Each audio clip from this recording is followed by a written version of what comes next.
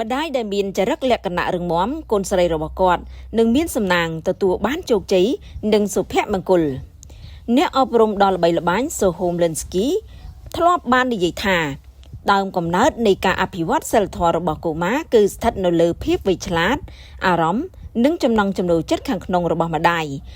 ជាអ្នកកំណត់ថាតើកូនគាត់នឹងក្លាយជាមនុស្សប្រភេទណានៅថ្ងៃអនាគតជាពិសេសសីលធម៌របស់កូនគឺអាស្រ័យលើអត្តចរិតរបស់ម្ដាយ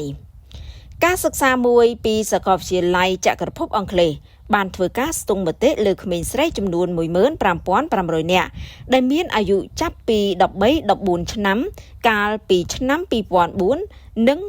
2010បានរកឃើញថាក្មេងស្រីដែលម្ដាយរបស់ពួកគេតឹងរឹងនិងកំណត់ស្តង់ដារខ្ពស់ទំនងជាទទួលបានលទ្ធផលសិក្សាខ្ពស់ចូលមហាវិទ្យាល័យហើយបន្ទាប់មកទទួលបានប្រាក់ខែកាន់តែប្រសើរតើម្ដាយដ៏រឹងមាំនឹងផ្ដល់អត្ថប្រយោជន៍អ្វីខ្លះដល់កូន 1. សុភមង្គលត្រូវតែបង្កើតដោយខ្លួនឯងសុភមង្គលមិនមែនកើតឡើងដោយធម្មជាតិទេប៉ុន្តែជាលទ្ធផលនៃការជ្រើសរើសនិងសកម្មភាពរបស់មនុស្សម្នាក់ម្ដាយដ៏រឹងមាំម្នាក់នឹងប្រគល់មេរៀនដល់កូនស្រីរបស់គាត់អំពីការទទួលខុសត្រូវចំពោះសុភមង្គលឬរឿងអកុសលផ្ទាល់ខ្លួនរបស់គាត់តាមរយៈការមើលម្ដាយបង្កើតជីវិតដ៏រីករាយកូនស្រីរបស់គាត់នឹងរៀនពីរបៀបបង្កើតសុភមង្គលផ្ទាល់ខ្លួន 2. តម្លៃនៃឯករាជ្យភាព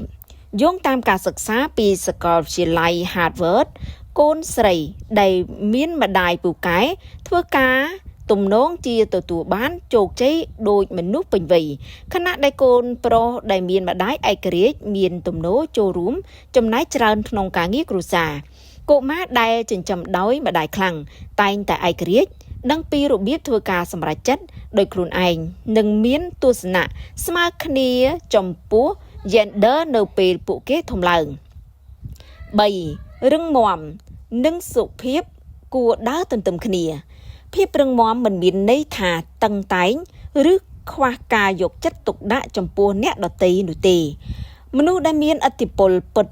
ច្រើនតែជាអ្នកដែលរួមបញ្ចូលកម្លាំងជាមួយនឹងភាពទន់ភ្លន់និងចិត្តសប្បុរស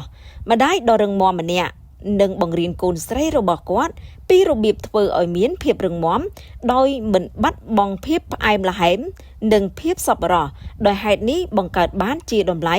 និងអាកប្បកិរិយាត្រឹមត្រូវមួយនៅក្នុងសង្គម 4. អភិវឌ្ឍជំនាញយ៉ាងសកម្មដើម្បីជោគជ័យម្ដាយដែលរឹងមាំនឹងជួយកូនបង្កើតជំនាញសំខាន់ដូចជាការដោះស្រាយបញ្ហាការត្រេះរិះភាពច្នៃប្រឌិតនិងការបញ្ចេញមតិផ្ទាល់ខ្លួននៅពេលដែលម្ដាយតែងតែត្រៀមខ្លួនក្នុងការតស៊ូរៀននិងទទួលយកការបរាជ័យកូនរបស់គាត់ក៏នឹងរៀនពីរបៀបប្រឈមមុខនឹងជីវិតប្រកបដោយទំនុកចិត្តនិងការទទួលខុសត្រូវផងដែរ